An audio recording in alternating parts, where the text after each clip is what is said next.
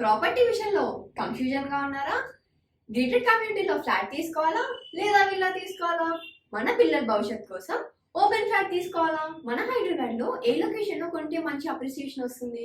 మరి నమ్మకమైన ప్రాపర్టీ కొనాలంటే నమ్మకమైన గైడ్ కావాలి కదా. ప్రాపర్టీ అడ్వైజర్ కోసం సంప్రదించండి వరాహస్వామి ప్రాపర్టీ గూగులర్. కాంటాక్ట్ 7207218485. నమస్తే. శ్రీ గురుభ్యో నమః. శ్రీమాత్రే నమః. ఆదిత్యాయ చ సోమాయ మంగళాయ బుధాయ చ గురు శుక్ర శనిభ్యే రాహవే కేతవే నమః.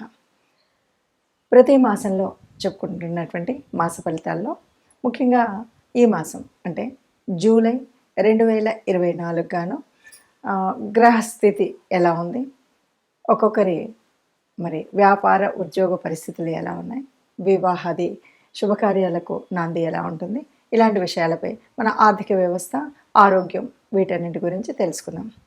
ముందుగా జూలై మాసం అంటే ఈ మాసానికి కొంత ప్రత్యేకత అయితే ఉంది అని చెప్పాలి. మనం ఆంగ్ల ప్రకారంగా, ఆంగ్ల తేదీల ప్రకారంగా చూసుకున్నప్పటికీ మనకు వచ్చేటువంటి మాసాలు అయితే మనకు జూలై అనగానే ఆషాఢ మాసం వచ్చేటువంటి పరిస్థితి.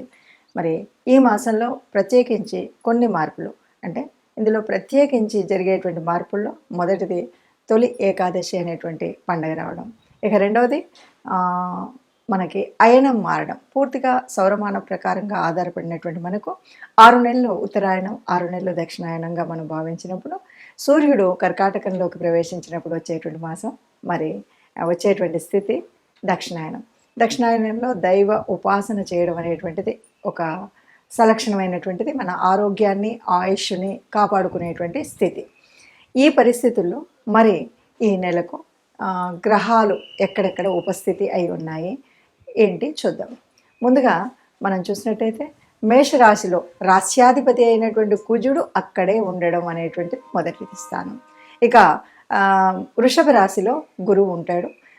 గురువు ఉన్నప్పటికీ 12వ తారీఖుకి మరి ఇదే కుజుడు గురువుతో కలవడం, ఇక్కడ మనకి గురుమంగళ యోగం కూడా ఏర్పడేటువంటి ఒక శుభకరమైనటువంటి పరిస్థితి కనిపిస్తుంది. ఇక తదుపరి మిథునంలో రవి, బుధుడు, శుక్రుడు ముగ్గురు ఉన్నారు.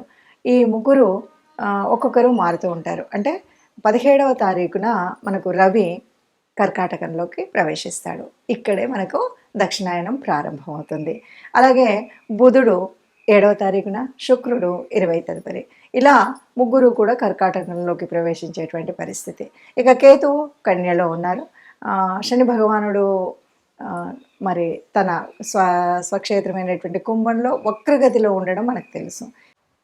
ఇక మీనరాశిలో మరి రాహు ఉన్నాడు. ఇది మనకు కనిపించేటువంటి గ్రహస్థితి. ఇలాంటి పరిస్థితుల్లో ఒక్కొక్క రాశికి కాను ఎలా ఉంటుంది అంటే ఈ 12 ద్వాదశ రాశుల్లో కూడా ఉన్నటువంటి గ్రహస్థితిని బట్టి ఏ రాశి వారికి ఈ రాశిలో ఎలా ఉంటుంది ఈ నెల కాలం, ఈ పరిస్థితి అన్నది తెలుసుకుందాం. కన్యలో కేతువు, శని భగవానుడు కుంభరాశిలో వక్రించిన స్థితి, అలాగే మరి మీనంలో రాహు భగవానుడు. ఈ ఉన్నటువంటి పరిస్థితుల్లో ఈ 15 రోజులకు గాను ఎలా ఉంటుందో తెలుసుకుందాం. 17వ తారీఖు నుండి మళ్ళీ కర్కాటకంలోకి వెళ్ళిపోతున్నాడు. ఇక కర్కాటకంలో చూసినట్టయితే బుధుడు, శుక్రుడు కూడా అక్కడే ఉన్నారు. ఇక కేతు భగవానుడు మనకి కన్యలో కనిపిస్తే కుంభరాశిలో వక్రించినటువంటి శని భగవానుడు ఉన్నాడు. ఇక మీనరాశిలో రాహు భగవానుడు ఉన్నాడు. ఇలా ఉన్నటువంటి పరిస్థితుల్లో మరి ఈ 15 రోజులకు గాను ఒక్కొక్క రాశి వారికి ఎలాంటి అంటే ఉద్యోగ వ్యాపారాదుల్లో, వివాహాల్లో, చదువులో, వీటన్నింటిలో ఎలా ఉంటుంది అన్నటువంటి విషయాన్ని తెలుసుకుందాం.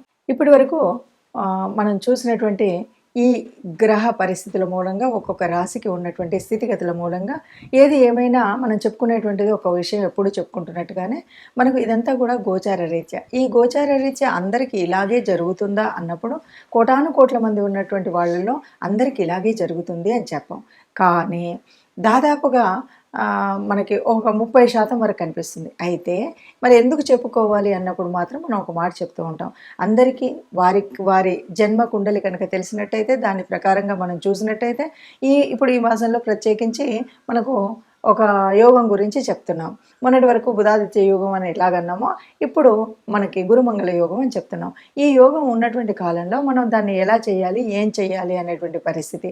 అంతేకాదు మరి ఈ మాసంలోనే మనకు ప్రారంభమయ్యేటువంటి దక్షిణాయన కాలం. ఇందులో కూడా మనము ప్రత్యేకించి మనం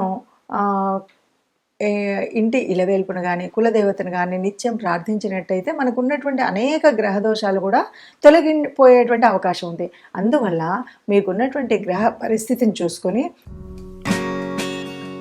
Hi, my name is Gautam and I actually stay in Malkajgiri itself. Right? I had this back pain. It's been 1.5 years. I have tried many treatments like chiropathy, oil massage, physiotherapy especially, but it didn't work out as much like what I expected. I strongly suggest homeopathy because నేను personally allopathy చాలా suffer అయినా. And I definitely do not recommend allopathy. You people can carry on with the homeopathy. Area Malkajgiri and doctor name is like Nageswar Rao and the clinic name is Neocare Homeopathy. కుంభరాశి రాశిలో శని ఉన్నాడు, ద్వితీయంలో రాహు ఉన్నాడు, తృతీయంలో కుజుడు, తర్వాత రెండవ పక్షంలోకి వచ్చేసరికి చతుర్థంలోకి కుజ గురువులు ఇద్దరు వస్తారు. అక్కడ గురుమంగళ యోగం ఏర్పడుతుంది. తర్వాత పంచమంలో రవి శుక్రశని, తర్వాత షష్టమంలో. అయితే ఇక్కడ ఒక చిన్న మార్పు ఏంటంటే సప్తమంలో ఎవరికి లేరు కానీ అష్టమంలో కేతువు ఉన్నాడు. ఇది ఒకటి దృష్టిలో పెట్టుకోవాలి, అంతే, ఇంతకు మించి ఇంకేం లేదు. దీనివల్ల మనకు ఎలా ఉంటుంది అంటే రాశిలో ఉన్నటువంటి శని వల్ల శని రాశ్యాధిపతి 1, 2 వక్రించి ఉన్నాడు. ఇప్పటి వరకు జరగనటువంటి ఎన్నో కార్యక్రమాలు మళ్ళీ అంటే ఇప్పటి వరకు మనం ఎందుకంటే వీళ్ళంతా ఏళ్ళనాటి శనిలో ఉన్నటువంటి వారు, ఏళ్ళనాటి శనిలో ఉన్నటువంటి వారు ఇది మధ్యస్థంగా ఉన్నటువంటి పరిస్థితి, మధ్యలో ఉన్నారు. ఈ పరిస్థితుల్లో శని గనక వక్రగ్రహ దశలోకి ఉంటే ఈ 139 రోజులు దాదాపుగా మనం అనుకున్న కార్యక్రమాలు అనుకున్నట్టుగా చేయడానికి వీలుగా ఉంటుంది. ఇక రాహులోకి ద్వితీయంలోకి వచ్చేసరికి రాహు ఉండడం వల్ల మన ద్వితీయ స్థానం ఏంటి, వాక్స్థానం, ధనస్థానం. ఇక్కడ కొద్దిగా జాగ్రత్తగా ఉండాలి. తృతీయంలో మన కమ్యూనికేషన్ అదంతా కూడా బాగా ఉండే విధంగా కుజుడున్నాడు. చతుర్థంలోకి వచ్చేసరికి గురుమంగళ యోగం ఏర్పడుతుంది కాబట్టి ఇది కుటుంబ విషయంలో బాగా ఉంటుంది. కుటుంబం అప్రయత్నంగా కానీ ప్రయత్నంగా కానీ మనం అందులో సంపాదన అంతా కూడా బాగుంటుంది, సౌఖ్యం ఉంటుంది. పంచమంలో రవి శుక్రులు ఉండడం వల్ల కొద్దిగా మనకి అంటే పంచమంలో రవి అంటే సంతానం అభివృద్ధి అన్నీ బాగుంటాయి. కానీ అష్టమంలోకి వచ్చేసరికి కేతువు ఉండడం వల్ల కొద్దిగా ఇక్కడ వైరాగ్యం ఇలాంటివన్నీ మనకు కనిపిస్తూ ఉంటాయి. ఈ విషయాల్లో మనం తగు జాగ్రత్త తీసుకున్నట్టయితే అన్ని విషయాల్లో కూడా ముఖ్యంగా ఈ రాశి వారికి మనం చెప్పొచ్చేది ఏమిటి అంటే మనం కొన్నిసార్లు ఇల్లు విడిచి బయటకు వెళ్ళే అంటే ఈ విషయంలో కనుక మనం చూసినట్టయితే ఈ అంటే కుంభరాశి వారికి ముఖ్యంగా ఈ మాసంలో చూసినట్టయితే చదువుల్లో చక్కటి ప్రతిభా పాఠవాలను చూపెట్టేటువంటి పరిస్థితి మనకు కనిపిస్తుంది. అలాగే కొత్త విషయాలు నేర్చుకోవడం కోసం చాలా ప్రయత్నం ఉంటుంది, కార్యదీక్షత కనిపిస్తుంది, కార్యంలో పట్టుదల ఉంటుంది, నైపుణ్యం చూపెట్టగలుగుతారు, కొత్త కొత్త విషయాల్ని నేర్చుకుంటారు. ఇక అదేవిధంగా పోటీ పరీక్షల్లో అనుకున్నట్టుగా సాధించగలిగేటువంటి ఒక శక్తి సామర్థ్యం ఉంటుంది. చక్కగా పోటీ పరీక్షల్లో నెగ్గడం అనేటువంటిది ఉంటుంది. అన్ని విషయాల్లో విజయం సాధిస్తారు. మీ ప్రయత్నాలన్నీ కూడా ఫలిస్తాయి అని చెప్పొచ్చు. ఏం పరిహారం చేసుకోవాలి అన్నప్పుడు ముఖ్యంగా ఇప్పుడు వచ్చేటువంటి కాలం కూడా దేవతలకు నిద్రాణ స్థితి కాబట్టి మనం ఎంతసేపు దేవత ఉపాసన చేయడం, దేవతల్ని ప్రార్థించడం, అందులో ముఖ్యంగా మీ ఇష్టదేవత ఆరాధన లేకపోతే కులదేవత ఆరాధన అనేది మర్చిపోకుండా చేయడం.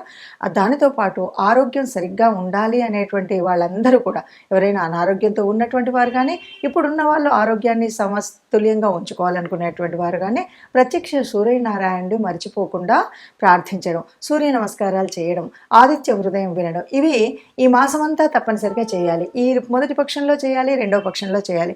ఇందులో ఎలాంటి అది లేకుండా మీరు నిత్యం చేయడం. ఇంకా వీలైతే కనుక ముఖ్యంగా చెప్తూ ఉంటారు ధ్యానం అంటుంటారు. ఎందుకంటే ప్రశాంతంగా ఉండడం, మానసికంగా అల్లకల్లోలం లేకుండా మనం ఉండడం అనేటువంటిది ప్రత్యేకించి ఈ మాసం నుండి రాబోయే 4 మాసాల వరకు మనం చేయవలసినటువంటిది.